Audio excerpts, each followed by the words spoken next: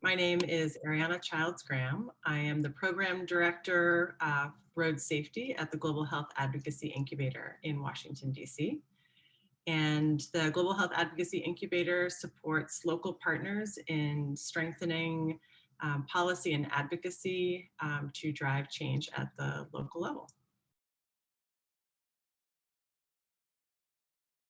It can be easy to operate under an assumption that if I'm coming to the table with a certain mindset or understanding of a situation, that everyone else there is operating under the same mindset or same set of information.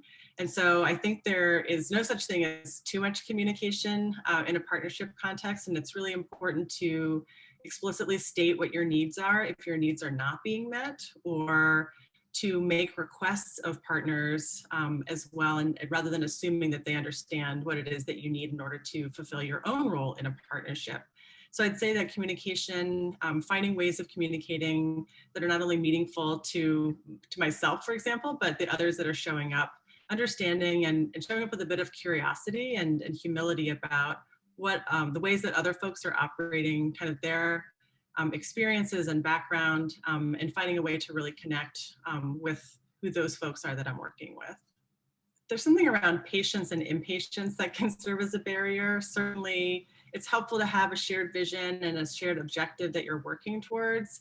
And when things are not going as planned or things are taking longer than anticipated, how to regroup collectively so that the momentum is still there, the work is still moving forward, and that setbacks don't kind of jam up the works and stop progress altogether. So I'd say how to navigate when there are periods of slowdown or things are not quite going as planned, how not to get distracted or kind of caught in a cycle of impatience. Brokering a partnership really requires an openness to the possibilities of what might come about from that partnership and not being tied to a particular outcome.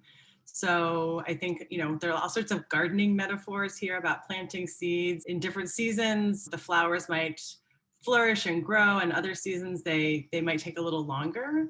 So not being tied to a particular outcome, but showing up with a bit of curiosity, cultivating those relationships, exploring, entering into it to see what surfaces. You don't always know what the possibilities are.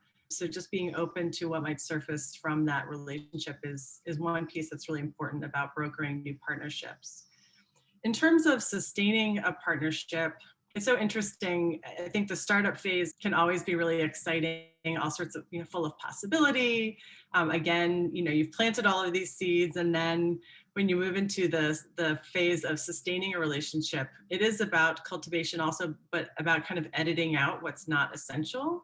And I think that can be really challenging because so much love and care and attention has gone into cultivating a partnership that to weed out what no longer serves you can be really challenging. So being, compassionate and kind and open to what may be hard about doing that, but being able to do that nonetheless, and really keeping an eye on what is continuing to serve and nurture that partnership, and then being okay with letting go what no longer serves.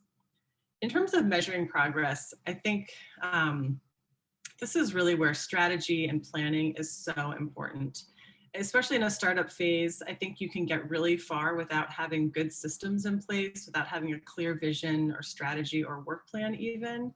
But there comes a point where if you don't have those things in place, it becomes really difficult to get your bearings and understand where you have come from and where you are going. Be true to your word. And so that's something that I expect both of myself and my colleagues when we partner with someone else, and also expect from partners. And that means being candid about limitations on what you can and can't deliver on, or what you don't want to deliver on even. I think that's really important to be true to yourself and acknowledge where those limitations are, where your boundaries are, and what your own priorities are. Then that also helps us find out how we can get on the same page. There are shared priorities, shared values, and certainly some agreements about ways of working, but giving some room that each partner can show up and really be true to their own way of doing work without having to always adopt the exact same mindset or approach. No matter what we do or how we show up, none of it matters unless we're working with folks that